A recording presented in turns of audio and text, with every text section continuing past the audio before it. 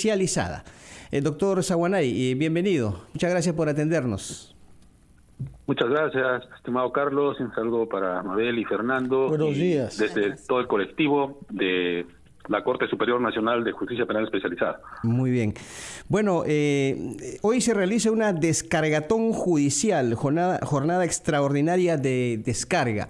¿En qué consiste básicamente esto? Porque entendemos, doctor, que los juzgados están muy cargados, como su nombre lo dice, de procesos judiciales. Esto hace que demoren mucho y los procesos se alargan por años. Usted sabe que justicia que demora no es justicia. Pero ¿en qué consiste esta descargatón judicial? Precisamente en esa línea y de razonamiento en el que justicia que tarda no es justicia, los jueces tienen que asumir ciertas responsabilidades. El tema de la pandemia ha hecho que esta Corte, por ejemplo, no paralice sus funciones ni se adapte rápidamente a los avances tecnológicos para garantizar que los juicios y audiencias sigan realizándose. No obstante, hay que precisarle al país que la Corte Superior Nacional de Justicia Penal Especializada, por su mandato legal, conoce casos complejos de crimen organizado. Es de público conocimiento que aquí se están procesando a expresidentes, a políticos de diferentes tiendas, gobernadores, regionales, etcétera. Esa es la complejidad y magnitud de los casos que manejamos y que viene de un sistema que empezó a funcionar desde el año 97 y que la ciudadanía debe recordar, es la que enjuició los casos de terrorismo en su época con las sentencias a Abimael Guzmán, Víctor Polay, etcétera. Pero hoy estamos ante un nuevo tipo de retos y la descargatón lo que consiste es en que fuera de la jornada normal, que es de 8 a 5 de la tarde, los jueces y trabajadores entregan más allá de esas horas, es decir, el día de hoy han empezado desde las 00 horas, por ejemplo, a trabajar con un caso de terrorismo, el caso Olimpo, a cargo del juzgado supraprovincial, donde hay 87 implicados, ¿no? Esa es más o menos la media de implicados que hay en todos los procesos de la Corte Superior Nacional. Por eso es que cuando se habla de que acá se emite una sentencia, la gente podría decir, bueno, se han demorado mucho, pero es la extrema complejidad de los casos la que hace que los juicios acá en promedio duren más o menos entre año y medio y 2. Hay otros que están incluso por encima de los 5, pero eso ya son los hipercomplejos. Entonces, para un poquito agilizar y descongestionar todo ello, los jueces se han comprometido voluntariamente, eso sí, voluntariamente a señalar fuera de las horas de despacho. Es decir, hoy día se trabaja desde las 00 horas hasta las prácticamente llegar al día sábado a la primera hora en que se van a realizar y se han programado una serie de audiencias. Ese es el objetivo de la descargatón. Sí, doctor Saguanay, buenos días. Lo que nos está diciendo usted es que están haciendo jornadas algunos magistrados de hasta 24 horas, desde las 0 horas de hoy hasta mañana sábado, nos dice. Y esto con el objetivo de descargar el número de los procesos en curso. Ahora, yo escucho este tema desde hace muchos años. Cuando se introdujo la digitalización en el Poder Judicial, se nos dijo que eso contribuiría a aligerar la carga procesal de los jueces. Pero se necesita no solamente que hayan jueces, sino personal de apoyo y, en consecuencia, presupuesto. ¿Tienen el presupuesto necesario para ampliar de esa manera los horarios? No, como le digo, esta es una cuestión voluntaria al margen de los temas presupuestales, que sabemos que hay limitaciones y que el Poder Judicial no es el único que da la respuesta en materia penal, porque nuestra Corte solo tiene una especialidad, que es la penal, ¿no? A diferencia de todas las otras cortes del país que manejan una serie de especialidades. Sin embargo, la ciudadanía debe entender que la respuesta jurisdiccional, es decir, la expectativa ciudadana de que haya sentencias y que los casos acaben, involucra no solo al Poder Judicial, sino al Ministerio Público, Policía Nacional, etcétera, etcétera. Instituciones que tienen que trabajar en lo que precisamente usted señalaba. Por ejemplo, este proyecto de digitalización en este momento no avanza porque algunas instituciones están implementándolo y otras no. Entonces, para dar una respuesta armónica, interoperable, en que todos los sistemas informáticos de estas instituciones conversen entre sí armónicamente, requiere de una decisión ya de más alto nivel, ¿no? Es decir, en este caso de la Presidencia del Consejo de Ministros, de parte del Ministerio de Justicia, que articulen lo que ahora viene haciéndose desde una manera aislada desde cada institución. Doctor Saguanay, muy buenos días. Usted como conocedor de las estructuras del sistema de justicia, yo le quisiera hacer la siguiente pregunta. Muy temprano ahora en la mañana conversamos con una víctima de intento de feminicidio. Mañana nos contaba ella, se cumple la prisión preventiva y teme que a este sujeto lo liberen. Y hemos visto casos emblemáticos como el de Sol Siret hace algunas semanas, que sus asesinos confesos salen de prisión por exceso de carcelería. ¿Qué es lo que sucede en el proceso? ¿Por qué es que se dan estos tiempos en los que estos homicidas, ¿no?, salen de prisión? ¿Por qué sucede esto? ¿Tiene que ver con el código, con la preparación de los quienes operan la justicia? A ver, yo acá le agradecería un tema de... represento a la Corte Superior Nacional de Justicia Penal en este momento. Pero por eso había dicho yo, usted es conocedor de las estructuras del sistema de justicia, por eso le preguntaba. Y por eso también le voy a decir lo siguiente. El tema es que específicamente lo que yo conozco es lo que también por la prensa me entero, porque entenderá que tenemos que tratar de solucionar los problemas específicos de nuestra Corte. No le hablo, le pongo un ejemplo, pero en general, no solamente en casos de feminicidio, en muchos casos la justicia tarda tanto, los operadores de justicia tardan tanto que crímenes se quedan en impunidad. Ajá. Y ese es precisamente el objetivo de la descargatón, ¿no? Porque fíjese que estamos haciendo los magistrados un esfuerzo y entonces no nos estamos lamentando de lo que pasó, sino que estamos tratando de evitar precisamente que se repitan esas situaciones.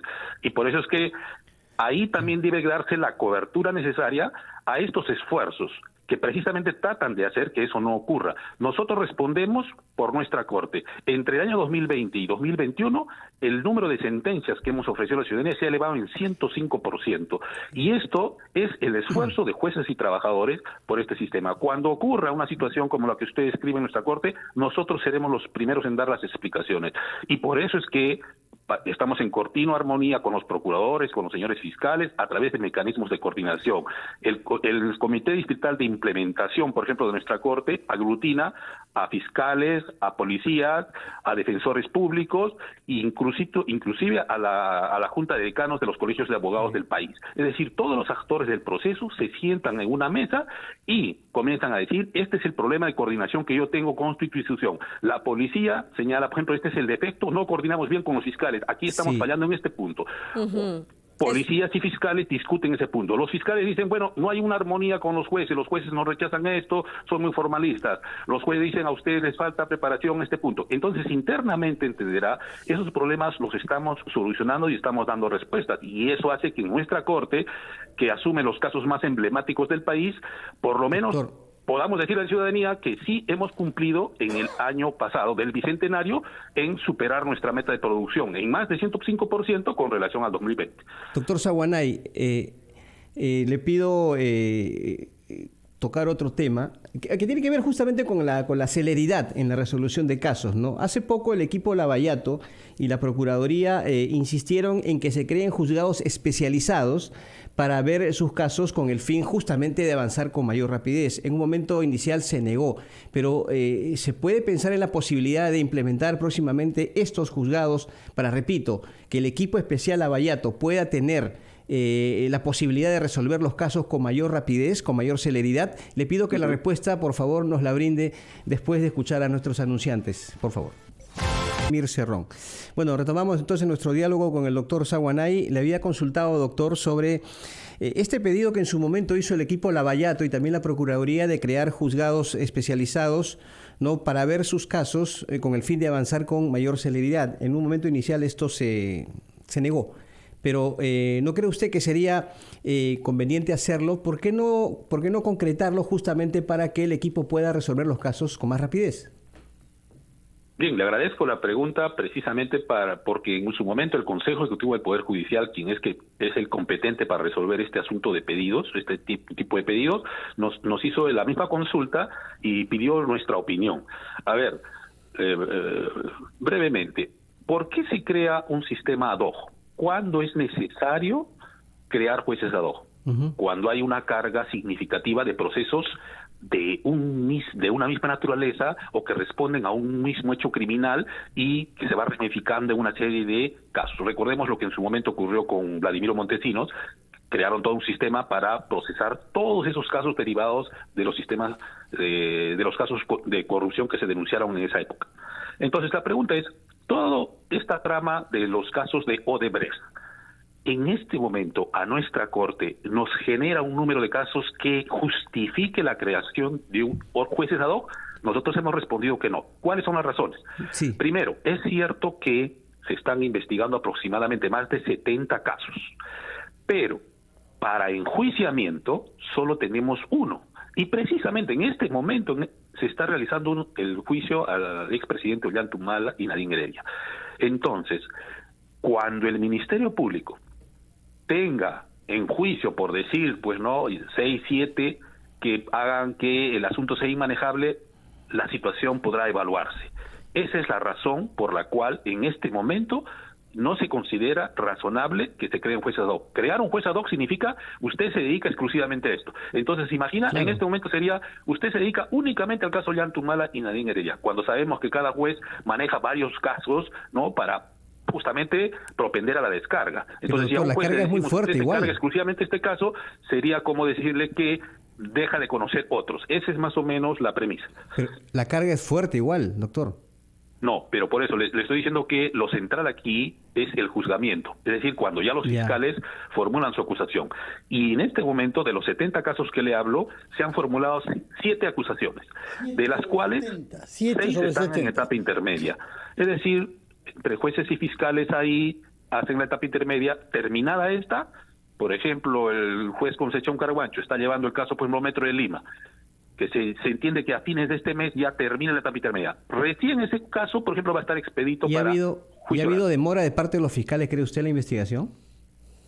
No, en general hay que ser autocríticos. En general, ya lo he dicho, en este CDI los jueces y fiscales reconocemos cuáles son nuestras debilidades y cuáles son nuestras fortalezas. Entonces tenemos que precisamente neutralizar el tema de nuestras debilidades. ¿Cuáles son las debilidades de los jueces? Dirección de audiencia en casos de etapa intermedia. ¿Cuáles son las debilidades de los fiscales? Que formulan requerimientos que necesitan ser subsanados. Acabábamos de ver el tema de, por ejemplo, de el caso Costeles.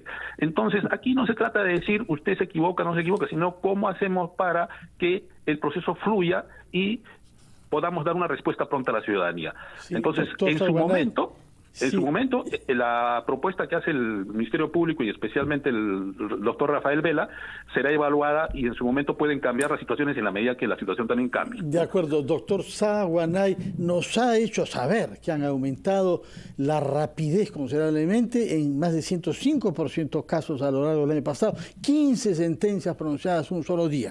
Pero en parte esto se debe a la utilización de figuras penales relativamente innovadoras, como la de la colaboración eficaz, que hemos visto que da muy buenos resultados en muchos casos. Y sin embargo, hay la voluntad de modificar los términos legales, son iniciativas en el Congreso. ¿Qué piensa usted sobre la conveniencia eventual de modificar el marco en el que los jueces y fiscales podrán dar uso a la colaboración eficaz?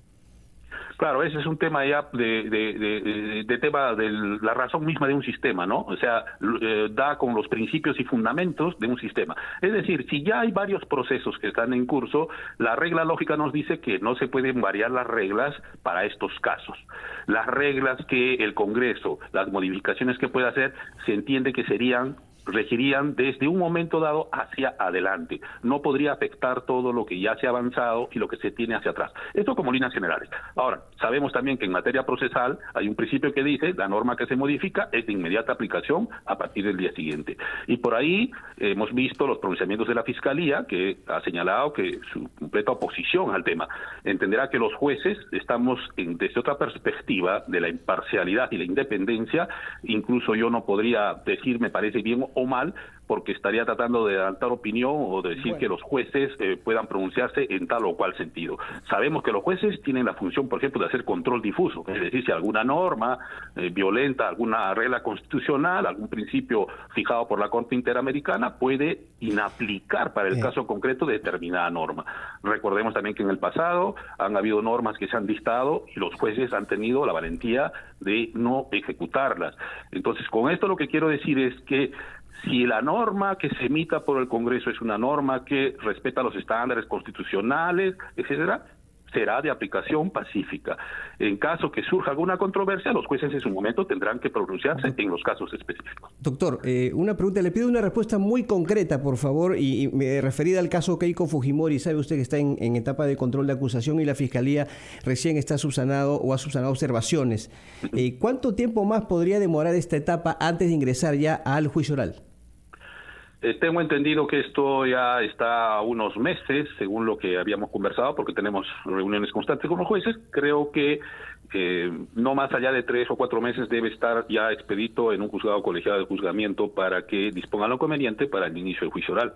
En caso de formularse, ¿no es cierto?, de que concluirse de que tales pruebas van, etcétera, etcétera, y en el caso de que todo quede expedito para el juicio oral. También sabemos que en la etapa intermedia pueden, ¿no es cierto?, algunos delitos caerse, algunas pruebas caerse, etcétera. Por eso esperemos a ese proceso a que termine. Pero en todo caso, sea positivo, sea negativo, esto debe estar definiéndose aproximadamente, como le digo, en 3 meses. Gracias, doctor Saguanay, por estos minutos y esperemos que esta descargatón sea un éxito. Por supuesto, esperamos ver los resultados y también más ediciones.